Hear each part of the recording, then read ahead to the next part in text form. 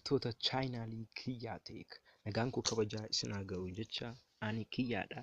Chaayinaalii Kiyyaa Teek irraatii har'a immoo akkamittiin bilbila yookaan silkii nama tokko waan keenya irratti hidhachuu akka dandeenyu waliin ilaalla jechuudha.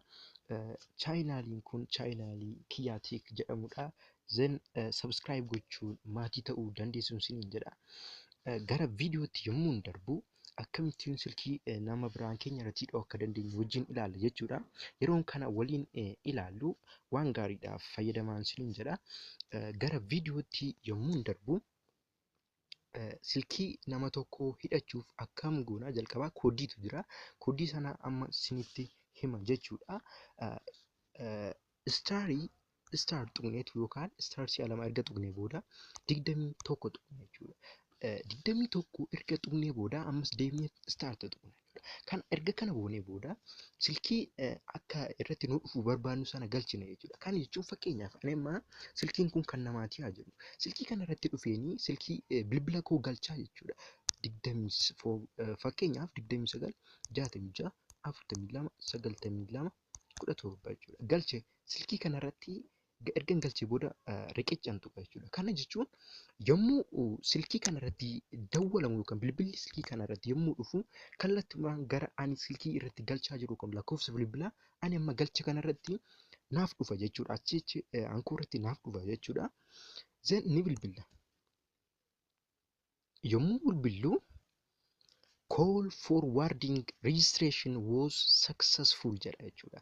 Milkaa'eera jechuudha. Erga akkasuma jedhee booda akkuma argitan gara harka bitaa gara olii mallattoon tokko dhufteetti. Mallattoon kun maal agarsiisti? Silkii keenya hidhamuuf dhiisuusaa nutti agarsiisti jechuudha. Amma mallattoon kun dura hin jirtu ture amma dhufe. Kana jechuun silkiin keenya hidhamuu kan nama biraatti hidhamuusaa nutti agarsiisa jechuudha. Amma akkamitti silkiin keenya tokko hidhameera moo hin hidhamne koodii maaliitiin cheeggoona kan jedhu waliin ilaalla jechuudha. Erga tuqnee booda star goonaa achumaan lammaffaa maslaal tuqna. Star maslaal erga tuqnee booda koodii dura galchine sana 21 hin tuqna jechuudha. 21 erga tuqnee booda maslaalii tuqna yookaan riqicha tuqna. Ni bilbila jechuudha. Yommuu bilbillu waan akkasii nu fide jechuudha. Call forwarding jedheet voice jedha gara jalaatti. Voice erga jedhee booda plus yookaan mallattoo ida'uu 251 koodii Itoophiyaa duwwaa 966 42 92 17 irratti bilbilli kee hidhameera naan jechaa jira jechuudha. Akkuma argitan silkiin koo hidhamuusaa argineerra jechuudha koodii ammaatiin. Amma immoo erga silkiin keenya hidhamee akkamittuu addaan kutuu dandeenya yookaan dhiisisuu dandeenya kan jedhu ilaalla jechuudha. Koodii maslaal erga tuqnee booda koodii duraa sana 21 fayyadamna jechuudha. 21 erga tuqnee booda riqicha tuqna jechuudha. Yommuu bilbillu silkii keenyarraa ni kuta jechuudha.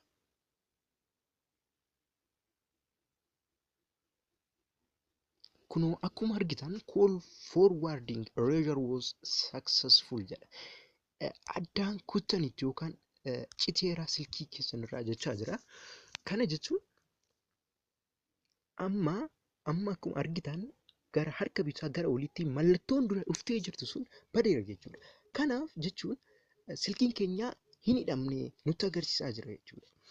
Mee fakkeenyaaf koodii duraa sana ittiin mirkaneeffachuuf cheeggochuuf ilaalle sana haa galchinu. Star maslaal yookaan riqicha tuqnaa achumaan 21 erga tuqnee booda maslaal gooneetu ittiin ilaalla jechuudha. Mee haa ilaallu.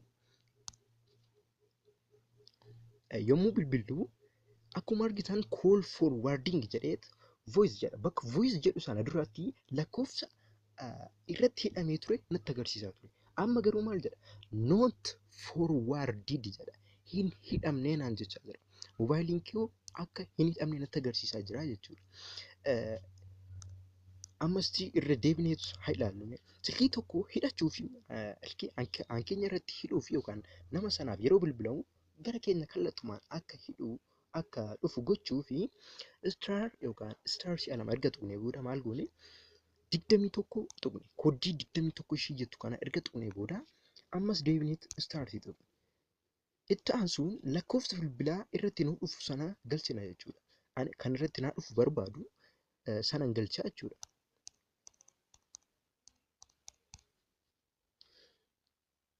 Erga galchinee booda deebisnee maal goona mallattoo riqichaa tuqna jechuudha. Erga mallattoo riqichaa tuqnee booda silkii kanarratti nuuf dhufa jechuudha. Zan ni bilbilla. Yommuu bilbillu meseejii akkas jedhutu nu dhufa jechuudha. Call forwarding registration was successful jedha. Akkuma dura isinitti agarsiisee gara harka bitaa gara olii mallattoon suuraa duraa sun deebiteetti jechuudha. Kana jechuun silkiin keenya akka hidhame nutti agarsiisa jechuudha ammas. Kanaaf amma akkamitti cheek gochuu akka dandeenyu sun ilaallee ture. Hiniina amma immoo irraa kun addaan kun yookaan akka hin hidhamne gochuu fi kooduu itti fayyadamnu kami jennee riqicha erga si'a lama tuqnee booda lakkoofsa 21 tuqna jechuudha. Lakkoofsa 21 yommuu tuqnu masalaal yommuu goonu addaan kutaa jechuudha. Kanaan dura garuu cheek haa goonu. Cheek akkamittiin goonaa? Istaarii tuqnaa, masalaalii tuqnaa, 21 erga tuqnee booda ammas riqicha tuqna jechuudha. Riqicha yommuu tuqnu ni dawwalla. Yommuu bilbillu call forwarding jedhetu lakkoofsa kamittuu akka bilbila kana hidhatee natti agarsiisa jechuudha. Lakkoofsa duraa sun fideera jechuudha. Lakkoofsa kanarratti silkiin kee yookaan moobaayilli kee hidhameera jechuudha. Kan jechuun yeroo anaaf bilbilamu gara lakkoofsa kanaa ni dhaqa jechuudha kallattumaan. Kanaaf amma akkamitti hidhameera moo hin hidhamne kan jedhu sun yommuu ilaaluuf immoo maal goone star riqicha erga tuqnee booda 21 kooduma duraa sun galchina. Erga galchinee booda riqicha tuqna ammas deebisnee yommuu bilbillu call forwarding jedheetu nutti agarsiisa jechuudha. Isuma duraa sun bilbila kanarratti akka hidhame nutti agarsiisa jechuudha. Amma immoo addaa kunnume. Zeen yommuu silkii kana akka gara bilbila amma galchinee kana akka hin dhufne yoo barbaanne addaan kutuuf jechuudha. Koodii kana fayyadamna. Riqicha si'a lama erga tuqnee booda 21 isuma duraa sana galchina jechuudha. Itti aansuun riqicha tuqna. Yommuu tuqnu ni bilbilla jechuudha. Erga bilbillee booda kunoo meseejiin ammas an akkas jedhu tokko nuuf fida jechuudha. Call forwarding erasure was successful jedha. Kana jechuun addaan kuttanitti kun jechaa jira. Akkuma argitan mallattichi badeera. Mallattoon bilbila fakkaatu badeera. Kana jechuun silkiin keenya hin hidhamne jechuudha. Isti cheek haa goonu.